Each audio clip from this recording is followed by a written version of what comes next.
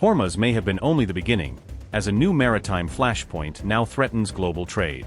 Iran's proxy appears to be preparing to extend Tehran's shipping strategy into the Red Sea. The Houthis are now signaling a broader challenge to international shipping routes and regional security. The Red Sea could soon become the next arena where global powers confront Iran's expanding influence. The Bab El Mandeb Strait is increasingly emerging as a strategic pressure point with worldwide consequences. Shipping companies now fear new restrictions, rising costs, and growing risks across one of the world's busiest sea lanes. Yemen's leadership warns that the Houthis are adopting tactics long associated with Iran's Strait of Hormuz strategy.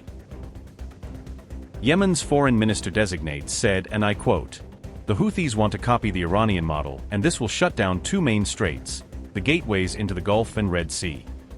We think that this conflict now needs to come to an end, either via peaceful means or the other way." Unquote.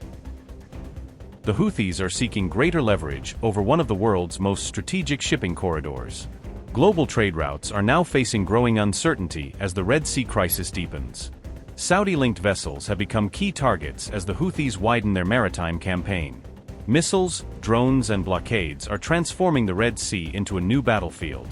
Saudi Arabia has intensified airstrikes as shipping security continues to deteriorate. The Bab El Mandeb Strait is rapidly becoming another major flashpoint in the wider Iran conflict. Yemen's internationally recognized government says the conflict must end, through diplomacy if possible, or by force if necessary.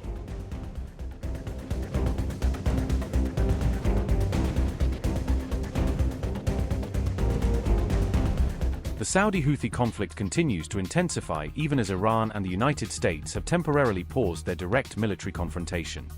On July 27, Houthi rebels launched a fresh barrage of drones, escalating their aerial campaign against key targets inside Saudi Arabia. Riyadh claimed its air defense system successfully intercepted and destroyed the incoming Houthi drones before they could inflict any damage. Saudi Arabia further alleged the Houthi drones were aimed at the kingdom's critical oil infrastructure as well as the capital, Riyadh. Riyadh lashed out, accusing Iranian-backed terrorist militias operating from Iraq of joining the conflict alongside the Houthis. The statement by Saudi Arabia's Ministry of Defense said, and I quote, "The official spokesperson for the Ministry of Defense, Major General Turki al-Maliki, stated that air defenses intercepted and destroyed a number of drones during the past hours that attempted to target petroleum facilities in the eastern region and Riyadh." Major General al-Maliki clarified that these terrorist attempts were launched from Iraqi territory and carried out by Iranian-backed terrorist militias, affirming the kingdom's legitimate right to defend itself and its capabilities, and its retention of the right to respond at the appropriate time and place. End quote. Meanwhile, Houthi rebels continue focusing their campaign on Saudi Arabia's prized oil infrastructure, keeping the kingdom's energy lifeline under constant threat. On July 27, the Houthis claimed they struck oil facilities connecting eastern Saudi Arabia with the strategic Red Sea port city of Yanbu. Houthi spokesperson Yahya Saree alleged the operation was carried out in retaliation for repeated Saudi drone incursions into Yemeni airspace. Houthi spokesperson said, and I quote, "By the grace of God, a number of targets and sensitive points in the supply and transport of crude oil from eastern Saudi Arabia to Yanbu were struck using several drones, in response to the Saudi enemy's drones breaching Yemeni airspace." End quote. On July 26, the Houthis released dramatic footage claiming to show the wreckage of a Saudi Arabian drone they had successfully brought down. Houthis claimed they shot down a Saudi-operated Bayraktar Akinci combat drone, according to Iran state broadcaster IRIB. The group said the Turkish-made combat drone was flying an operational mission over northern Yemen at the time of the incident. The Yemen-based group claimed the unmanned aircraft was carrying out what it described as hostile military activities. According to the Houthis, the drone was brought down while operating over Yemen's Al-Jawf province. The group identified the aircraft as a Bayraktar Akinci, one of Turkey's most advanced long-endurance combat drones. Yemen's armed forces released footage that they said showed the drone bursting into flames before crashing to the ground. The claim came after Saudi airstrikes targeted Sana'a International Airport earlier this month amid renewed hostilities. Yemeni forces later responded by launching ballistic missile and drone strikes against Saudi Arabia's Oboh International Airport.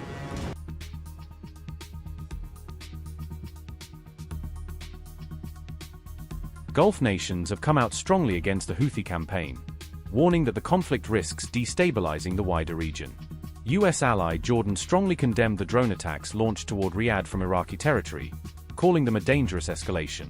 Jordan threw its full weight behind Saudi Arabia, denouncing the Houthi strikes targeting the kingdom's vital oil infrastructure. Qatar also condemned the Houthi drone attacks, describing the strikes on Saudi Arabia's oil facilities as deeply alarming. Qatar's foreign ministry said the attacks amounted to a flagrant violation of Saudi Arabia's sovereignty and territorial integrity. Doha further described the strikes as a direct threat to Saudi Arabia's security, stability, and the safety of its territory. Qatar went even further, calling the attacks a clear breach of international law, the UN Charter and principles of good neighborly relations.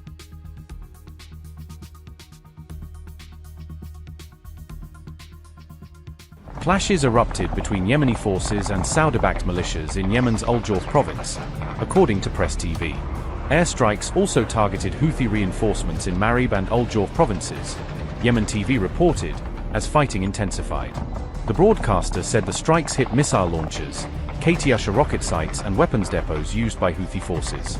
According to the reports, the airstrikes also targeted Houthi positions in the Al Juba, Al Safra and Majzar districts.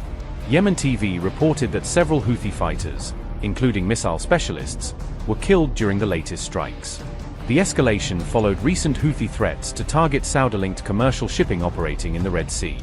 The Houthis had earlier announced a maritime ban on Saudi Arabia, warning vessels transiting through the Bab El Mandeb Strait.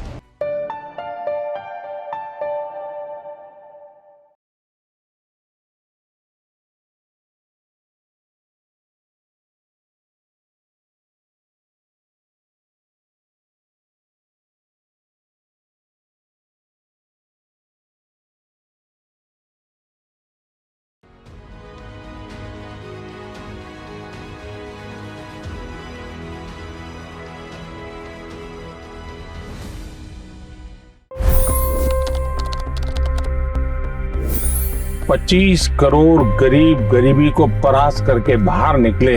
For the good of our nation, let's work together and let's truly make America great again. The fastest news breaks. Requested PM saying that look, you will have to speak to Putin and to Zelensky. The biggest newsmakers. The relationship with India is probably the most important bilateral relationship the U.S. will have for the rest of this century. The capital delivered quite an election result today. Expert analysis. The million-dollar question today is how to stop this dance of death. Ground reports. I'm standing at the crossroad of the Kumbh Mela. Behind me are more than 100 entry ghats. Long-form interviews. Exclusionary politics is reflected in Manipur case as well. You don't bother because this is a small state. Have you ever wondered what happens when a banking dynasty meets tides of world history, intrigue, and a dash of myth? Why exactly did the US topple the Sheikh Hasina government? HD videos. We don't just break news, we break it down.